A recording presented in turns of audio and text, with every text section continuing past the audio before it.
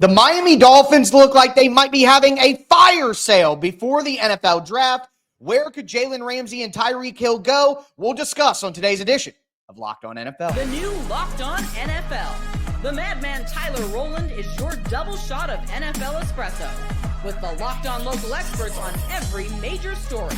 Get ready. Rowland is revving up. The new Locked On NFL starts now. Locked On Podcast Network.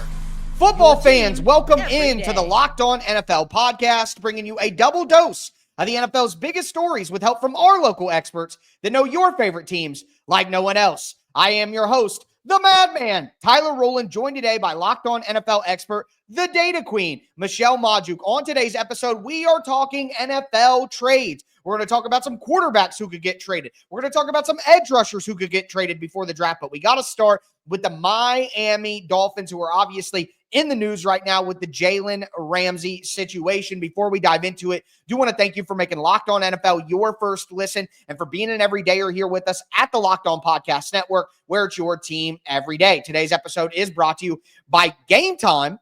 Download the Gametime app, create an account, use the code LOCKEDONNFL for $20 off your first purchase. So, Michelle, the news comes out that the Dolphins and Jalen Ramsey are looking for a trade. I think that Ramsey is a guy who will still have value. $21 million is going to be kind of tough to deal with. But when you look around the NFL, are there any teams that stick out to you who would be good fits for Jalen Ramsey? Yeah, with Ramsey a bit older, but still a very good corner and expensive, right? I do think It only makes sense for a team that thinks they have a shot at contending to be trading for him. So that limits his options a bit, but the Bengals make a ton of sense if the Dolphins would be willing to trade in conference, right? It's not in division. So, but the Bengals allowed 11 deep receiving touchdowns last year. That was tied for most in the NFL. And deep just means 20 plus air yards. So we know they desperately need help on defense. They are cheaper though. So are they going to give up draft capital and pay Ramsey? Probably not. Buccaneers make a ton of sense because their pass defense was atrocious last year, ranking bottom 5 in pretty much every category. So that one can make a lot of sense. Same state, too. You know, he gets to stay in Florida. And it's funny that you mentioned the Tampa Bay Buccaneers because there's another team in the NFC South who might be interested in Jalen Ramsey with a little former connection, a little professional connection there. My guy, Aaron Freeman from Locked On Falcons, talked about the possibility of acquiring the Pro Bowl corner. The other factor with the Jalen Ramsey is, you know, and I don't say this because I think Jalen Ramsey's a bad guy, but let's just say he marches to the beat of his own drum. Right. He's liable to do a GQ interview where he rips half the quarterbacks in the NFL. He's liable to get into fights on the football field or trash talking with wide receivers. He'll call out coaches. You know, we know he loves Raheem, but if he don't like a Jeff Ulbrich play call or game plan, he's not going to mince words and be shy about expressing his opinion about that. And so, again, I don't think Jalen is a bad guy, but he can kind of wear out his welcome pretty quickly because of all that stuff. Now, when you're winning games, it's not a big deal, but when you're not, and again, not to be that guy, but it's like, are the Falcons going to be winning games? You know, are they going to be winning enough games to make Jalen Ramsey happy? That's the question, right? And that's basically been the situation in Miami this last year. Do you think it's a coincidence that the minute the Dolphins didn't make the playoffs, the Jalen Ramsey relationship soured? You think that it's a coincidence that the minute the Rams stopped making the playoffs, the Jalen Ramsey situation soured, right? Like he's not going to stick around and be on a non-playoff team. I mean, Aaron makes such great points there. And you're right when you mentioned going into it, like he wants a contender and that's going to limit things. And how many contenders out there actually have the money and the ability to kind of work things around at this point to make it happen? I will point out one team that finished last in their division last year, but I think would be a great fit because they've had losses in the secondary. And it's the San Francisco 49ers. Now, whether they can do it, whether they can make it work, that's a different story. But at the end of the day, I think that with the loss of Hufanga as a safety, with the loss of Charvarius Ward at cornerback, I think that San Francisco could use an influx of talent. Also, the vibes with the 49ers right now are they're just not great. Like, it's just not great. And I think a move like that would kind of re-energize the franchise. Like, oh, yeah, it was a down year, but we're a competitive team. We're trying to win Super Bowls. We're going after it. And I think going back to California would be good for Jalen Ramsey. Like, I think he would be okay with that. I think he would be fine there. So I think that Jalen Ramsey to the 49ers would be a good fit as well. Yeah, I mean, I think I'm okay with their corners right now. I'm a 49ers fan. They still have Diamador Lenore. They drafted Renardo Green last year. He looks solid as a rookie. I like Renardo I think Green. it'd be a luxury trade right now. They desperately would rather. I would rather. I think Ramsey could play safety though. Like I was pushing that yesterday. We've seen a lot of great cornerbacks as they get older transition to safety. So I think it's like like the star role that he played for Los Angeles. If he could play in the slot and then play some safety snaps, I think that would be a great use. And then maybe it's a better fit for San Francisco. But will Jalen Ramsey do that? And Jed York won't do it, the owner of the 49ers. He went from one side to the other extreme of trading and paying for players. Yep. He is totally closed his wallet. He refuses to spend anything. So I can't see Jed York doing it. Well, speaking of going the total opposite way, I think that's what the Dolphins need to do right now. We listened to Kyle Krabs from Locked On Dolphins yesterday on the show talk about the culture problem and how players who were drafted and developed by the Dolphins did not get money. Christian Wilkins, Javon Holland, Robert Hunt, they let them go. But guys who they traded for and brought into the locker room as mercenaries, like Jalen Ramsey and Tyreek Hill, not only have they got additional contracts, they've gotten a second contract from the Miami Dolphins, which sets a terrible precedent in your locker room for the guys that you're drafting in. Like, can I trust this team to pay me if I fulfill my part of the deal? Probably not, based on what they've done. So trading Tyreek Hill, I think, is something that the Miami Dolphins need to think about. And you look around at teams, I just can't help but think that Tyreek Hill and Lamar Jackson together would break the NFL. Like, Lamar Jackson's so good at breaking the pocket. His guys, Zay Flowers, especially Rashad Bateman, his like open percentage, like how often he's creating separation, is always at the highest in the league. And I think a lot of that has to do with Lamar Jackson breaks down plays and keeps plays alive, and it gives wide receivers time to play sandlot and get super open. So Tyreek Hill in that scenario with Baltimore needs to do something to take a jump up here. I don't see them as better right now. I think that would be a move that made sense for the Ravens. It definitely would make sense. I mean, that offense would be so scary with They Lamar. Typically don't do stuff like that, though. Yeah, I know. Derrick Henry, Tyreek Hill, like that would be a really, really scary offense. Nasty. I have two other teams for you here. The Packers, because they really just need a true wide receiver one for Jordan Love. They're paying Jordan Love, give him a true wide receiver one, or the Chargers, because Justin Herbert. I had that one down too. Yeah. Yes. And Ladd McConkey is such a good slot guy, and he could be that possession wide receiver, and Tyreek Hill can open up that whole offense for them. You give Justin Herbert that true deep threat that Herbert just thrives at, hitting those guys. Tyreek Hill and Justin Herbert would be a beautiful thing together. And I think Tyreek Hill wants to be coached hard. Like, I don't think that Tyreek Hill is like this, like, grinder, you know what I mean, all the time. But, he was in KC. Eric Bieniemy historically is a rough around the edge coaches during his time in Kansas City. And I think that Tyreek Hill having a Jim Harbaugh in the background would make a ton of sense. But both these trades with the Dolphins, and they've said they're not going to trade Tyreek Hill and this and that, but I think the Dolphins need to. They need to totally reset their culture in their locker room because they are at the end of this window that they're in. But with that being said, there are more trades that could rock the NFL before the NFL draft. And I think there's a situation in Pittsburgh with TJ Watt that the NFL is not paying enough attention to. Do want to let you guys know that today's episode is brought to you by Gametime. There's nothing like the atmosphere of an NBA playoff game. Every bucket, every stop, every moment feels huge. It's electric in the arena, and with Gametime, you can be a part of it without the stress of hunting last-minute tickets. Gametime makes it fast and easy to get playoff tickets, even when demand is sky high. Prices on the app actually go down as tip-off gets closer, and their last-minute deals can save you up to 60%. Here's why I use Gametime. Number one, again, the last-minute deals. You could save up to 60% buying last-minute tickets for sports, concerts, comedy, theater, and I've purchased tickets for everything on Gametime. Me personally, like multiple football games, WNBA, NBA games, comedy, concerts. I've literally bought it all on Gametime because they have the best features. All-in pricing, no surprise fees, a panoramic view of your seat, and the Gametime guarantee. Take the guesswork out of buying tickets with Gametime. Download the Gametime app, create an account, use the code LOCKEDONNFL for $20 off your first purchase. Terms apply. Again, create an account, redeem the code LOCKEDONNFL for $20 off. Download Gametime today. Last-minute tickets, lowest price guaranteed.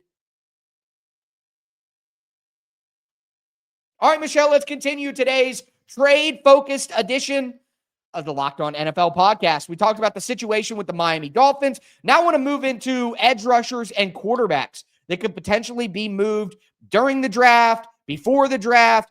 Now, where I start, I already saw, you guys can't tell on the camera, but I could see Michelle's facial reactions to some of my teases, and she knows what I'm about to bring up, and I have a feeling that she may not see it the same, but I want to lay this out. So TJ Watt with the Pittsburgh Steelers on the last year of his contract. Myles Garrett wasn't on the last year of his contract, got new money. Max Crosby wasn't on the last year of his contract, got new money. Trey Hendrickson is on the last year of his contract, is holding out right now and requesting a trade because he wants more money. The top edge rushers around the NFL have taken a jump up this offseason in pay, and TJ Watt, who's on the last year of his deal, wants to be that. Not only that, but you add in that they traded for and gave DK Metcalf $150 million. TJ Watt is going to look at that and say, everyone else who's in my tier at my position got a raise this year. I'm in the last year of my contract, and you need to give me some security. Also, I have been the foundational player for this franchise for the last 6 to 7 years. I deserve my raise. Michelle, would you give him that raise? And if you wouldn't, because he did have a bit of a down year last year. I don't think he had a pressure after like week 14 or something like that. So somewhat of a down year for Watt. Do you think it's at a point where the Steelers would be better off trading him because they have Alex Highsmith, Nick Herbig? They've always been able to get edge rush talent in Pittsburgh. Or do you think that they should pay up for TJ Watt and give him the raise that, quote unquote, he deserves? I think TJ Watt deserves the pay and the contract. I think he's the best edge rusher in the league, even with his down year last year. I think that had more to do with injury, but not by the Steelers. I think that'll be a shock to some people. I am a massive Steelers fan. That's my diehard team. TJ Watt is the best part of this team by far over the last few years, especially. He's the only shining spot. But again, the Steelers have not won a single playoff game with TJ Watt. And that's not TJ Watt's fault. But he can't do enough to carry this team to even close to a playoff win. I mean, they get destroyed every wild card game. Like this team needs a rebuild. I know Mike Tomlin never will, but they should not be paying a 30-something-year-old TJ Watt $40 million a year when you're not even close to winning. You don't even have a quarterback. There's no quarterback on this roster. They need to trade him, and I think the Lions should be calling up and trading for him. Man, that would be an excellent fit. I love the Lions as a fit. That's a great point there. I'm totally with you. Look, I know they've made a lot of trades already this offseason, so maybe it's off the table, but it's clear that they're going all in now. The Washington Commanders. That's a team who, also out of the AFC, just like the Lions, which I think makes it more likely. It's unlikely sometimes that these teams are going to trade big-time players within the conference and face the potential of playing them later in the playoffs and stuff like that. It's just such an embarrassment for the franchise. And yeah, and in a vacuum, you'd love to say, well, who cares about embarrassment and PR and how you're viewed? Like, do the right thing for the team. But that's not how human beings operate. We always think of the optics of the decisions that we're making when we make them, right or wrong. But I think that the Washington Commanders, who they need a top tier edge. They trade for Laramie Tunsil. They trade for Deebo Samuel. I get you could say, nope, they're not doing it. But if you're going to do all that, you might as well go all in. And TJ Watt is still a confirmed great player who can elevate your defense.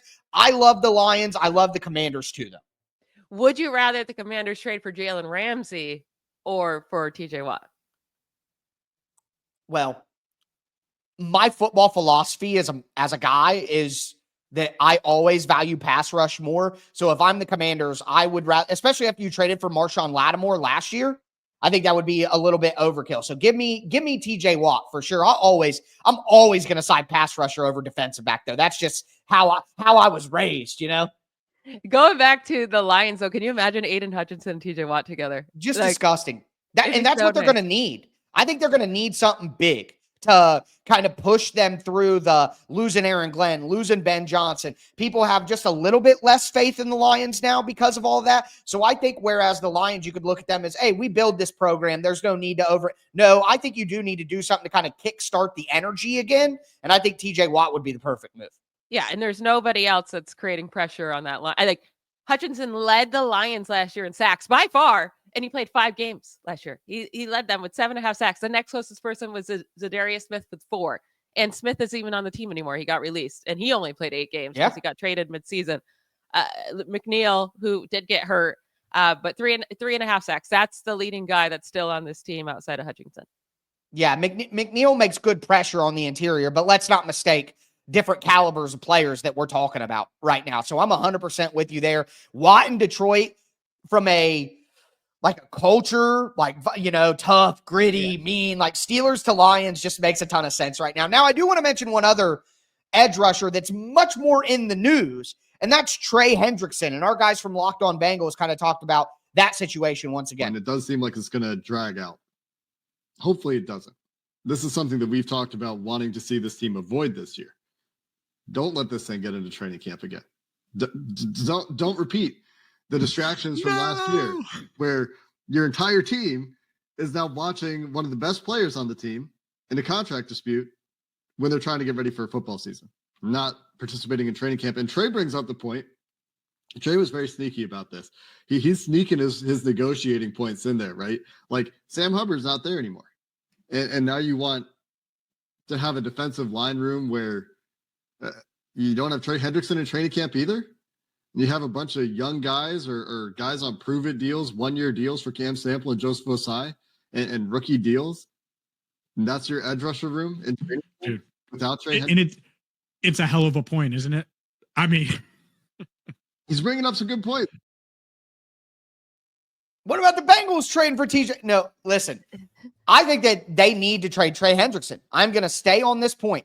They are at the point now where they should not be paying him. Like, I like Trey Hendrickson. I think he's a very good player. He's a top 5 edge. But I'm sorry, I value Max Crosby, Myles Garrett, TJ Watt, and Micah Parsons ahead of Trey Hendrickson, even though he led the NFL in sacks last year. I just like their skill set better and think it's more repeatable. And I think it'll stand up to the test of time a little bit longer than Trey Hendrickson as well. So if I'm the Bengals, I can't pay the big 3 on offense and pay Trey Hendrickson. How am I going to improve this football team? How are we going to make this team better that missed the playoffs last year? I think the Bengals have been really bad in the draft recently with guys like Dax Hill in the first round, Miles Murphy in the first round. They just haven't hit right. And if you're going to be hit or miss with your draft picks like that, the only way that you can be successful with this kind of money put into these top heavy players is if you nail the draft consistently. That's how Philadelphia was able to do it. Well, Philadelphia usually has a ton of different picks. They move around the board. The best thing the Bengals could do to try to set themselves up for draft success is to get more picks, trade Trey Hendrickson. You were the worst defense in the NFL with him anyways. Get more draft picks back and a great edge rusher class in the draft. Hit multiple edge rushers in the top 3 rounds and then try to go that way. Everything you're saying makes sense. I do think, though, for the Bengals, they just have no one on that defense. And Trey Hendrickson, right. Really like him. I think he is the most underrated edge rusher in the league, even though he's rated. Like, people know he's really good, but I still think he's underrated. I would personally take him over Max Crosby. The age maybe makes it Crosby, but I do think Trey Hendrickson's the better pure. Like, he just always finishes. Like, you can't go this many years in a row with 13.5, 14, 17.5, 17. He gets it done. He said 17.5 sacks in each of the last 2 years. Like, that's insane. And he's playing on a team that doesn't have good coverage either. It's not like these are coverage sacks for him. He's playing on a terrible defense. So I think Trey Hendrickson is fantastic. And if I was a Bengals fan, they are Super Bowl contenders with Joe Burrow in that offense. So you keep him. But a place I would like them to trade him to, if he does get traded, is the Bears. The Bears have had the fewest sacks in the league over the last 3 seasons. No player on the Bears even had 6 sacks last year. So they desperately could use help. I know they traded for Montez Sweat a year and a half ago or so, but they still need more help.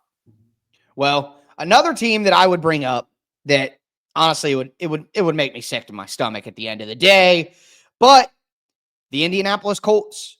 They hired Lou Anarumo, former Cincinnati Bengals defensive coordinator. Would the Bengals do a trade, within conference like we're talking about? I think that with the Colts, they may consider that. But I think a reunion, and the Colts have the money to do it. They have the picks to do it. and they could look to take a big jump. I know that they added Latu last year in the first round, but they lost Dio Adengbo, who's a big physical pass rusher. I know they still have Kwity Paye, but that pass rush hasn't quite lived up to what they want it to be. So bringing in a bona fide superstar would slot everybody more correctly, and I think it would be a big help for the Indianapolis Colts. But with that being said, we got to talk quarterback, and Brock Purdy still hasn't got a new deal. I'm just saying. Today's episode is brought to you by LinkedIn Jobs. As a small business owner, your work doesn't end when the clock hits 5. Your business is always on your mind, which means when it's time to hire, you need a partner that works just as hard as you do. And that's where LinkedIn Jobs comes in. When you clock out, LinkedIn clocks in. LinkedIn makes it easy to post your job for free and share it with your network and get qualified candidates all in one place. Post your job. It's LinkedIn's new feature. It can help you write job descriptions and then quickly get your job in front of the right people with deep candidate insights. And here's a pro tip. If you add the hashtag hiring frame to your profile picture to double your reach to qualified candidates. No wonder 72% of small businesses say LinkedIn helps them find high quality hires. Post your job for free at linkedin.com/lockedonnfl. That's linkedin.com/lockedonnfl to post your job for free. Terms and conditions do apply.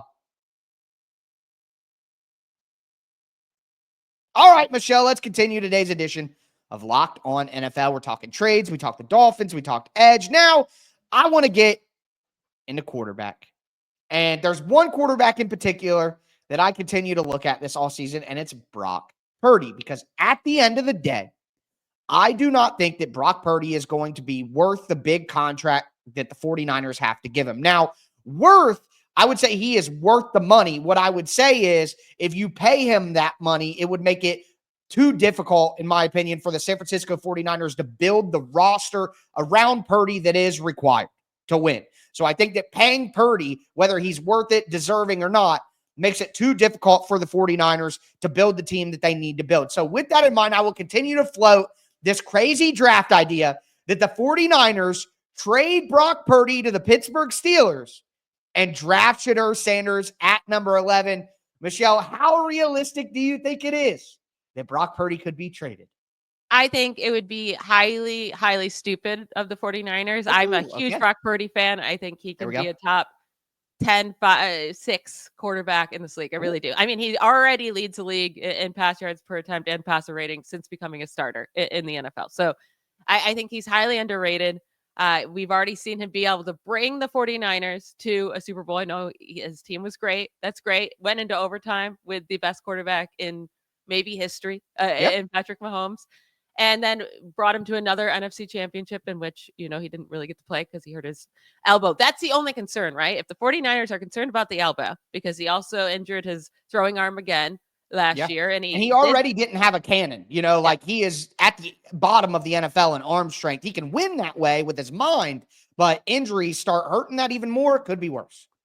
I think they 100% should pay him. I think he's worth it. And look at the Eagles. They paid Jalen Hurts and they're completely fine. And they still paid AJ Brown and Devonta Smith and Dallas Goedert and their offensive linemen and their defense. Like you got to hit in the draft. You got to hit in the draft. And that's where the 49ers have stunk the 2 years before this last draft. But yes, if they do trade him, the only place that makes sense is the Steelers. And I would love it as a Steelers fan. Right.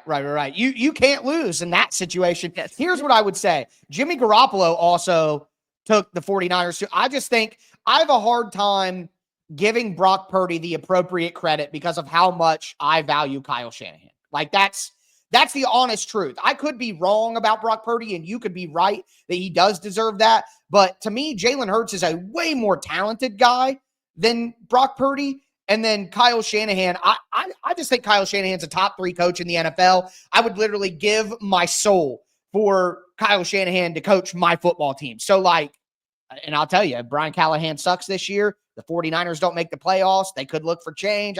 I'm trying to manifest it, Michelle, manifest it here. But that's really the hang up for me is I have a hard time separating Brock Purdy from what Kyle Shanahan has done with quarterbacks before.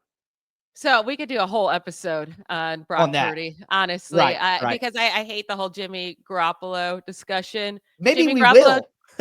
Jimmy Garoppolo did have help. I mean, he definitely was his best self with Kyle Shanahan, and I'm not saying that Brock Purdy doesn't get help from Kyle Shanahan. Also, Patrick Mahomes gets help from Andy Reid. Like, why? Andy Reid. And Purdy's the only one that's like, ooh, he has playmakers and he has a good coach. But when you look at the biggest things, the downfield passing, the under pressure, in the fourth quarter, all of these really important stats, Brock Purdy was 1,000 times better than Jimmy Garoppolo in those with Kyle Shanahan. So, yes, Jimmy Garoppolo could get it done when it was easy. And also his yards after catch percentage was way higher than Purdy's. Purdy's air yards per attempt are way higher.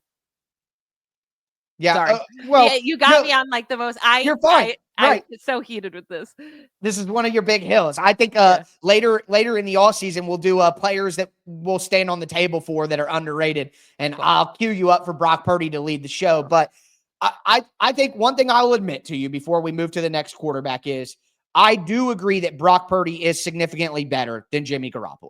I do agree with that as a general statement. Brock Purdy is a much better player. But with that being said, someone who I don't think is much better than Jimmy Garoppolo right now, he was, but I don't know about right now, it's Kirk Cousins. And now the Browns have signed Joe Flacco, and that's not good news for a Kirk Cousins trade. And my guy, Spencer from Locked On Browns, talked about the dominoes here. The first thing that came to mind after the news comes down that Joe Flacco is re-signing with the Browns was Kirk Cousins is out of the equation. They are not going to be pursuing Kirk Cousins. I know everyone remembers the magical run that Joe Flacco took the Browns on in 2023. But it's important to keep in mind, it was 5 games. I guess technically 6 if you count the playoff game. Very small sample size. And now it's going to be 2 years later. But the idea that Joe Flacco is going to play 17 games next year, I think is far-fetched. And so keeping that in mind, that just feels like Shedeur Sanders could still be in play at number 2 if they value the quarterback that much, if they like what he brings to the table, and if they think there's a chance he's going to be their franchise quarterback, they might pull the trigger at 2, understanding that, yes, we have Joe Flacco to come here and be this figure, this mentor for him, but we don't expect him or plan on him playing the entire season, so we got to pass the torch at some.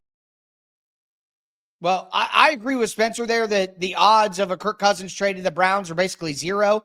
At this point, they went out and got their franchise. They probably should still be interested in quarterback in the draft. But the question is, if not the Browns, then who? The only team that would make sense is the 49ers if they were to trade Brock Purdy, right? Because Kyle Shanahan loves Kirk Cousins, loves him. He would jump on that chance. Now, but again, I don't think Brock Purdy gets moved. And if Brock Purdy doesn't get moved, then it's really, really hard to find a spot that makes sense for Kirk Cousins because the teams that need a quarterback, the Titans, they have their chance to take Cam Ward. There would be no reason to trade for Kirk Cousins. Cleveland, Kenny Pickett and Joe Flacco. Like, it doesn't make sense for them to trade for Kirk Cousins and pay him money when they're still paying Deshaun Watson. That makes no sense. Is he better than Flacco anyway? Flacco's probably better after the Achilles. Yeah, the Saints now, is Derek Carr's injury real? Then maybe they would go there. But if they do want to upgrade from Derek Carr, that makes no sense. Derek Carr and Kirk Cousins right now are the same. The Giants just signed Russell Wilson and Jameis Winston, and they could go early in the draft quarterback. There's really not a spot that makes sense for Kirk I think Kirk Cousins would have to wait until the summer, wait until an injury. And I got to be honest with you. I think the Atlanta Falcons look stupid here too. Like, keeping him on the roster for the money he's getting paid, even if you're going to have to eat dead money and there's this and that, like, I guess having him on the roster just seems cancerous to me because everybody knows he doesn't want to be there. Everybody knows he feels like he got snaked by the organization with taking Michael Penix. Like, I don't know. It's just one of those things that I think can divide a football team and could be like a lingering issue. And if I were them, I would find a way to get him off the team, whether it's trade or not. Like, they're just holding out for a trade. And I think that it would be better for them to just move on at some point. Yeah. And what are they even going to get for him? Like, I know they're not going to cut him now because they could have released him and saved some money on the roster bonus, I think. Right. And they let the roster bonus hit. So, what are they doing? So they're holding on to him, paying him that money to hope for what? I mean, what is a team going to trade for him? I guess if there's a massive injury if there was a massive injury to one of these star quarterbacks in the summer and a team was desperate, like the Sam Bradford trade when Teddy Bridgewater got hurt, but that was like a decade ago now. Like something like that, maybe, but I don't know. I don't know. It's like being out on a sunny day and carrying an umbrella on your hip. Like, yeah, it could rain, brother, but come on now. But with that being said, I always know when I get to a bad analogy that it's time to shut down the show. But with that being said, that is going to do it for today's edition of Locked On NFL. I am your host, the Madman, Tyler Rowland, my co-host, the Data Queen, Michelle Majuk. As I tell you every episode, thanks for tuning in. Stay safe out there. Bye, y'all.